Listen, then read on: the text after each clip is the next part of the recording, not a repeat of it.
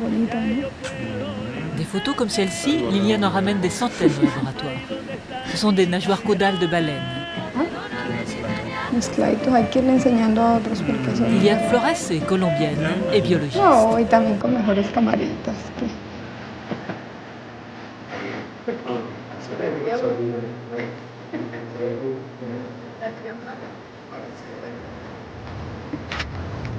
On les appelle baleines à bosse ou mégaptères.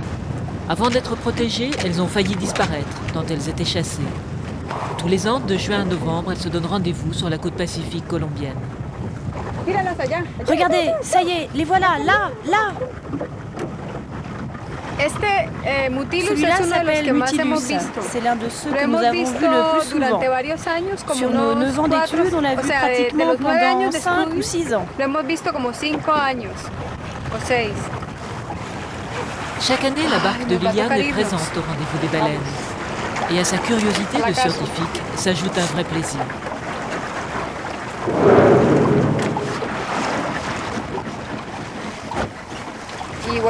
Les revoir à nouveau, les reconnaître, c'est comme avoir un ami qui est là et qui s'en va. Et quand il revient, c'est si bon de les retrouver. Alors oui, je les aime vraiment beaucoup. Et quand ce n'est pas la saison des baleines, qu'est-ce que vous faites ? Eh bien, je travaille avec elles, sur leurs photos, leurs vidéos. C'est comme si je les avais encore. Je suis toujours avec elles. Y es como tenerlas también, ¿no? Siempre estamos trabajando con ellas.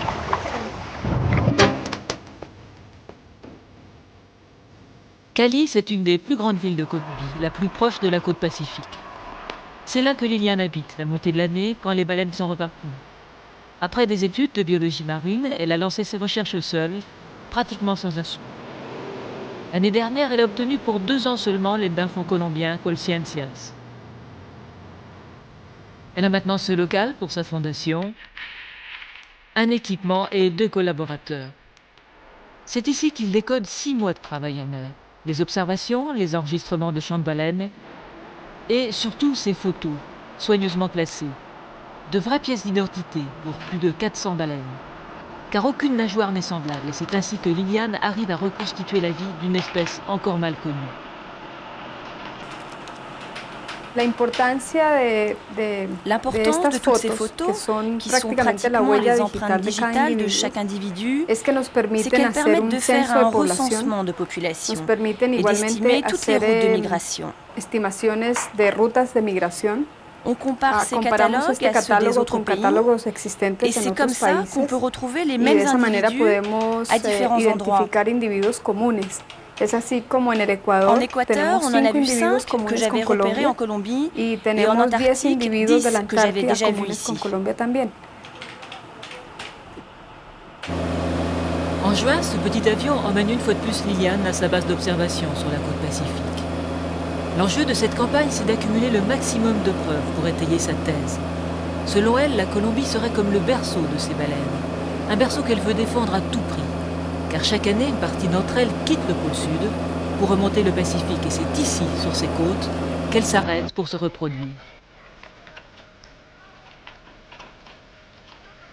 La destination finale du voyage, une petite île à 50 km de la côte, la Gorgone.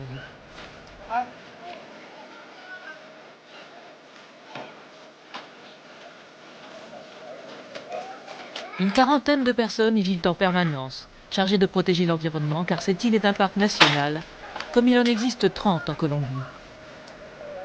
Ici se trouvent les récifs de corail, sans doute les plus étendus de tout le Pacifique américain.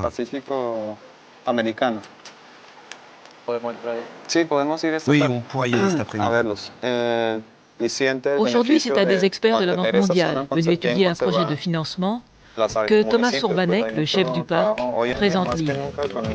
Mais de simples touristes viennent aussi admirer ce petit paradis. 24 km² de verdure, des récifs, des plages, totalement protégés par un règlement draconien.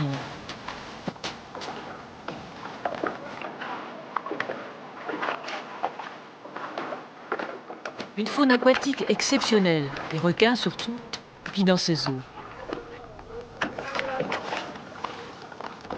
Mais ce qui fait la réputation de l'île de la Gorgone, désormais, ce sont les baleines à bosse, les mégaptères, Depuis que Liliane s'est installée ici, elle les a fait découvrir.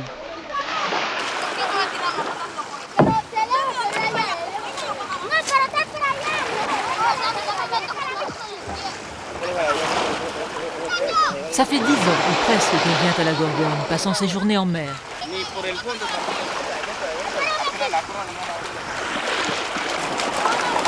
Les gardiens de l'île, des gens du pays, la connaissent bien. Maintenant, elle a sa barque et vient avec d'autres chercheurs, comme Juan, son ami chilien. Mais au début, c'est Mocan, un guide de l'île, qui l'emmenait. J'ai été le premier à accompagner Liliane à ses expéditions de baleines. Elle criait d'émotion quand elle en voyait. D'abord, elle prenait des photos, puis elle s'est acheté une caméra et on partait filmer. Elle l'appelait, ça y est, voilà les baleines.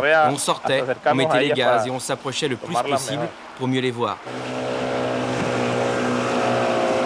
Sur la barque, l'équipe est à l'affût. Où soufflera la première baleine? On fonce alors pour l'approcher.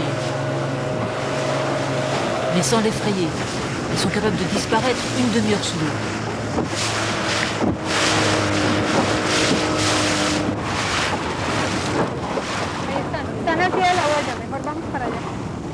Des heures entières, le jeu de cache-cache continue.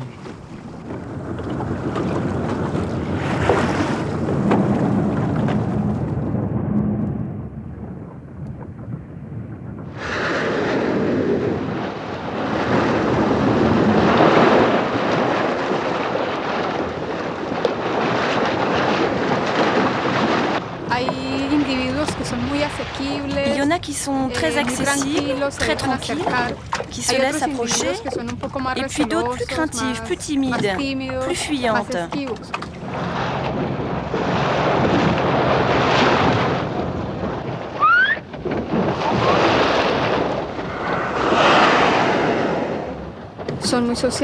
Elles sont très sociables, elles sont curieuses aussi. Elles s'approchent des embarcations par curiosité. Les animaux seuls ou les mères avec leurs petits sont plus craintifs. C'est normal, elles protègent leurs petits. C'est ici qu'elles s'accouplent et que naissent les petits. Et de cette espèce, on ne connaît pas grand-chose quant au moment de l'accouplement. Il y a des gens qui travaillent depuis 15 ou 20 ans sur d'autres sites de reproduction dans d'autres pays et jusqu'à présent, personne n'a pu déceler le moment précis de l'accouplement.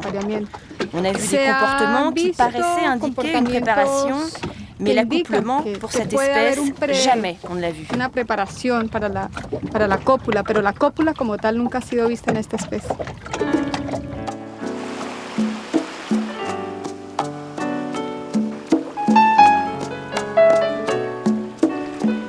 Juan, le Chilien, Liliane, la Colombienne, vivent ainsi au jour le jour, sans salaire, sans garantie pour l'avenir, et dans des conditions parfois plus difficiles qu'il n'y paraît.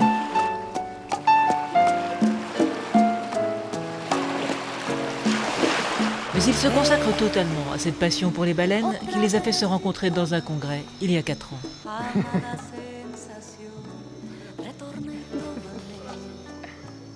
Dans mon cas, ce ne sont pas seulement les baleines, mais aussi les dauphins, qui représentent comme un idéal. Un idéal dans la façon de vivre. De la forma de vida.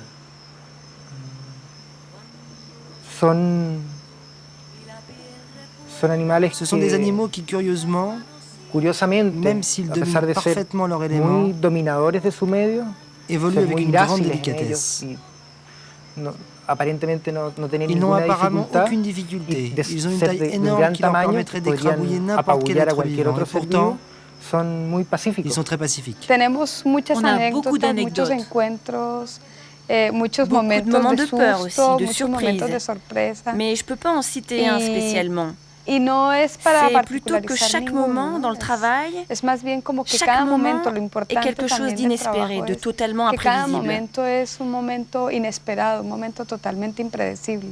Ça rend le travail très intéressant. C'est être totalement à l'expectative, au hasard. Et ça aussi, ça nous plaît.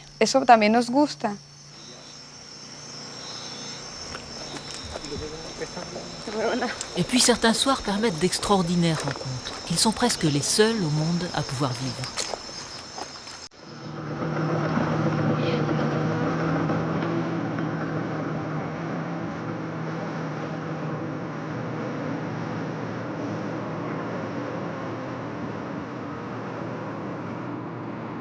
Attiré par la lumière, il a ri.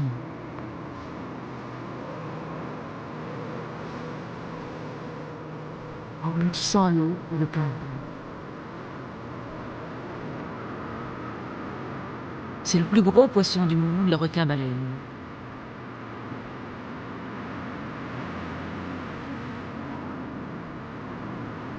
« 9, 10 mètres. Très rare, pourtant ici, il y en a 3.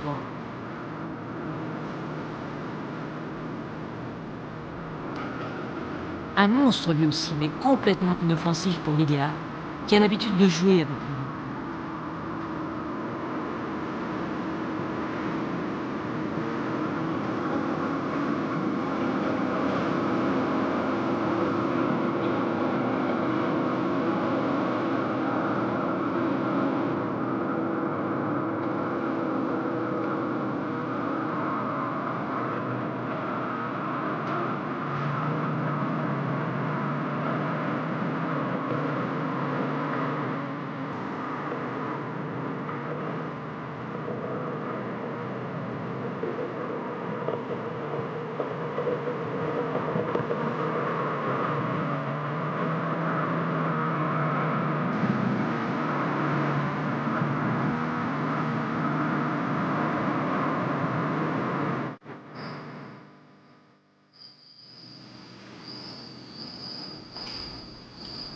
Pourtant, ce paradis aquatique était encore, il y a 10 ans seulement, un enfer. Un bagne dont Liliane, parfois, visite les vestiges. C'est vrai que ce lieu contraste avec toute l'image de la Gorgone. L'image des paysages, de la nature, de la beauté. Non, ici, c'est comme des ruines, comme un autre chapitre de l'histoire de la Gorgone, qu'il faut conserver.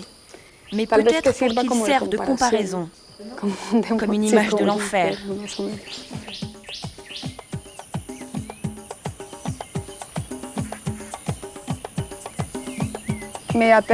Ça me rend malade de penser qu'il y a eu ici plus de 1000 prisonniers, 1500 à peu près, qui ont vécu dans des conditions très précaires, angoissantes même, quasi inhumaines. Ce fut une prison où se vécurent des moments très agressifs, d'une grande violence. Des conditions vraiment terribles pour les gens.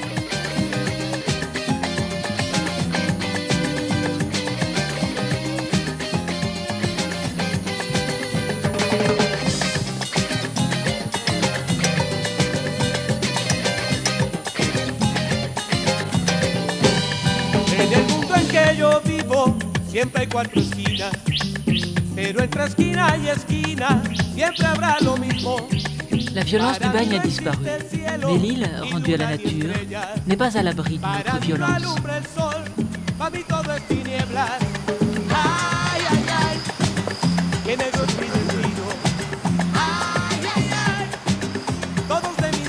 Car dans un pays où la loi est souvent bafouée, contrôler des territoires aussi isolés est une tâche compliquée et risquée. C'est la préoccupation permanente des quelques fonctionnaires qui en sont chargés, comme ceux-ci, réunis comme chaque semaine autour de Thomas, leur directeur. Ceux dont le métier est de protéger la nature, contre le risque de se heurter à certains intérêts. Et dans ce cas-là, leur vie ne pèse pas lourd.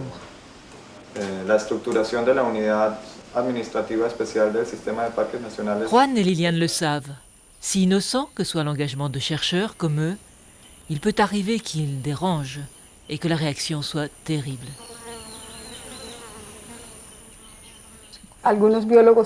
Certains amis biologistes des amis très proches ont eu de sérieuses difficultés parce qu'ils se trouvent dans des secteurs où il y a de la violence du fait des narcotrafiquants, de la guérilla, des colons. Ils sont sujets à beaucoup de pression. Qu'est-ce qui peut leur arriver? Eh bien, ils peuvent risquer leur vie. Et de fait, certains ont été assassinés sans qu'on sache clairement ce qui s'est passé. Si elle en parle avec tant de pudeur, c'est que Liliane a été touchée dans sa propre famille. Sa sœur a été tuée pour avoir défendu un espace vert contre des promoteurs liés à la mafia. Thomas, lui aussi, connaît cette menace. Nosotros, por vivir en nuestros sitios tan aislados, Nous, du fait qu'on vit dans des lieux aussi isolés, on se retrouve souvent confrontés à des forces obscures, comme le narcotrafic, la guérilla, les paramilitaires qui ont des intérêts dans ces zones. Et nous, eh bien, nous devons faire respecter la loi, parce que nous protégeons un bien public.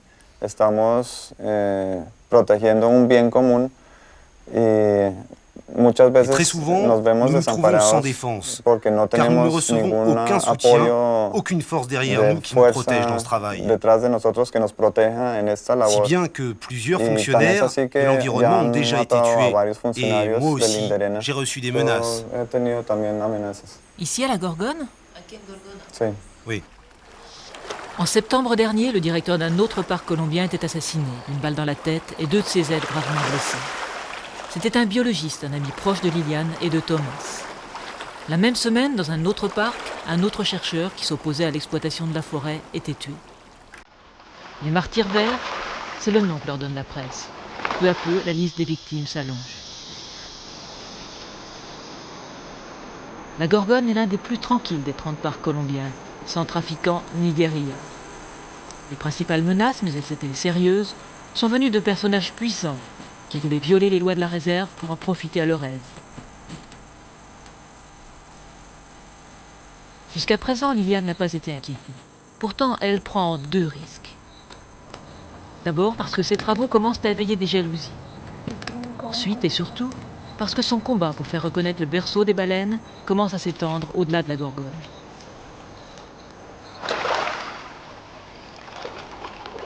Malgré les menaces, les défenseurs de la nature, comme Liliane, sont de plus en plus nombreux. Et ils commencent à recevoir un appui plus solide du gouvernement colombien, qui se rend compte de la valeur que représentent ces espaces naturels. Liliane, elle, a décidé d'aller encore plus loin. Elle veut créer sur la côte colombienne d'autres bases d'observation des baleines, en dehors des réserves protégées. Ce jour-là, profitant de la visite des experts de la Banque mondiale, venue avec un très gros projet d'aide au parc, elle a pu discuter avec le responsable, Philippe Azelton.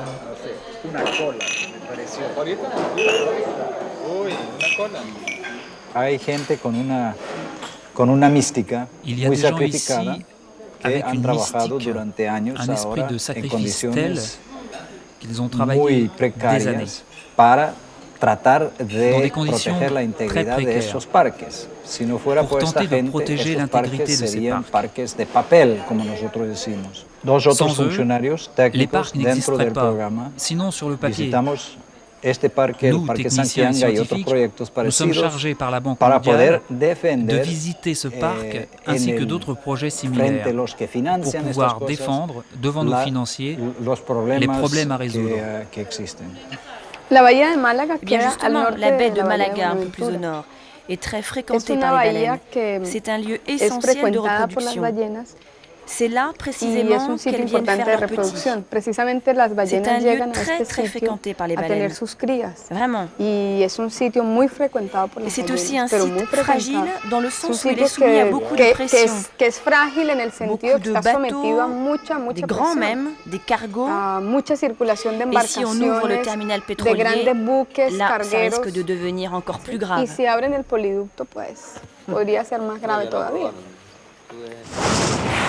Des mères baleines avec leurs baleineaux, on en voit presque une vingtaine par jour dans cette baie dont parlait Liliane.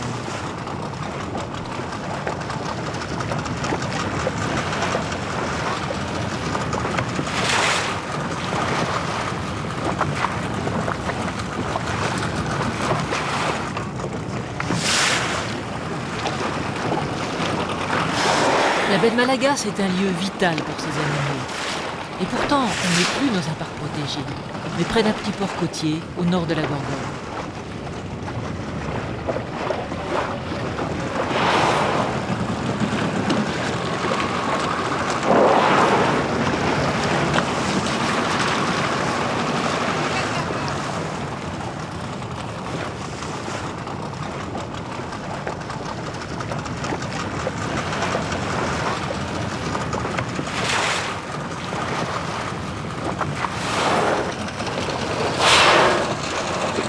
Selon Liliane, ce lieu est comme une maternité pour les baleines à bosse. C'est ici qu'elles naissent, qu'elles grandissent et qu'elles y jouent. Comme ce baleineau qui doit bien peser près de 10 tonnes. Lui, il a 1 an à peu près. Donc très probablement, comme tout animal de cet âge, sa mère commence à le laisser se débrouiller tout seul. Mais elle est certainement tout près.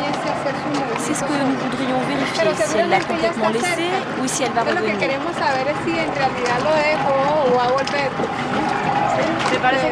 Il cherche sa mère? Non. Il commence à se promener tout seul. Mais je suis sûre que la mère est tout près. C'est ça qu'on va essayer d'écouter.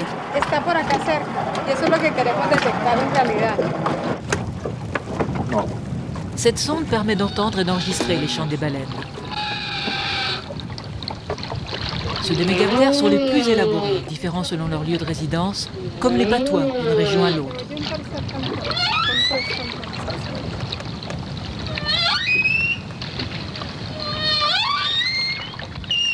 Mais pour les hommes, il reste encore aussi mystérieux que ces évolutions sous-marines.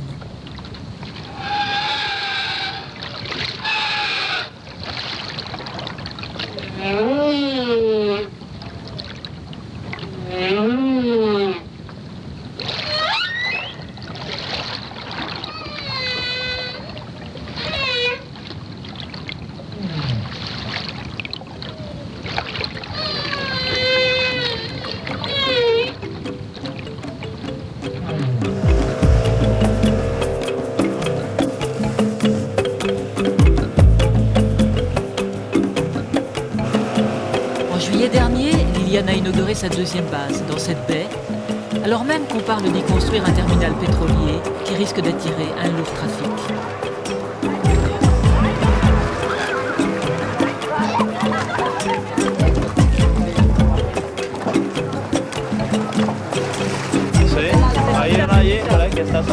Liliane ne conteste pas l'intérêt économique de cet investissement, mais elle souhaiterait qu'il se fasse un peu plus loin, dans une baie déjà industrialisée.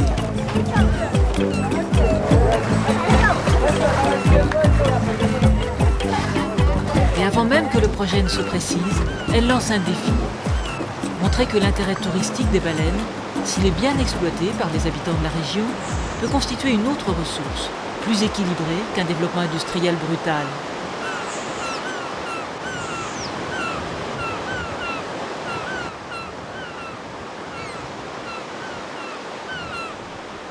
Un ancien ingénieur militaire devenu hôtelier, Gilberto Arias, a décidé de l'appuyer. Né ici, il a passé son enfance à regarder les dauphins et les baleines. Il veut défendre ce qu'il considère comme un droit. Les baleines ont leur lieu d'accouchement ici, dans la baie de Malaga. Donc il faut protéger leur maternité. Vous voudriez-vous qu'on vous dise « Ah madame, vous n'avez plus le droit de faire vos bébés à l'hôpital. Maintenant il faut les faire au supermarché. » Ah non, ça serait illogique. No sería ilógico, ¿sí? Así mismo deberíamos de hacer con los animales. Ça, c'est la salle d'accouchement que vous a donnée la nature. Elle est à vous. Au lieu de ça, on voudrait les envoyer faire leurs petits en haute mer avec les bêtes féroces.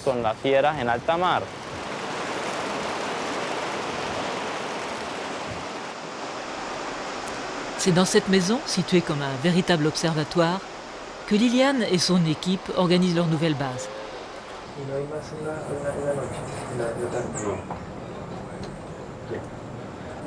En plus de Juan et de Gilberto, d'autres chercheurs, comme Gustavo, sont arrivés en renfort.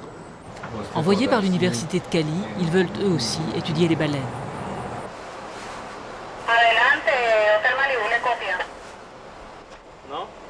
Liliane commence à voir les résultats de son travail. Il y a 9 ans, quand j'ai commencé mes recherches, franchement, on n'imaginait même pas qu'il y avait des baleines en Colombie. Montrer que les baleines existent et qu'elles représentent une ressource pour la Colombie et pour nous tous, ça a été un travail, un processus qui nous a pris des années. À leur tour, Gilberto, Liliane et Juan attendent maintenant comme un signe des baleines, la preuve irréfutable de la nécessité de leur combat. Un de mes rêves, c'est de voir un jour la naissance d'un bébé baleine. Et j'espère y arriver un jour.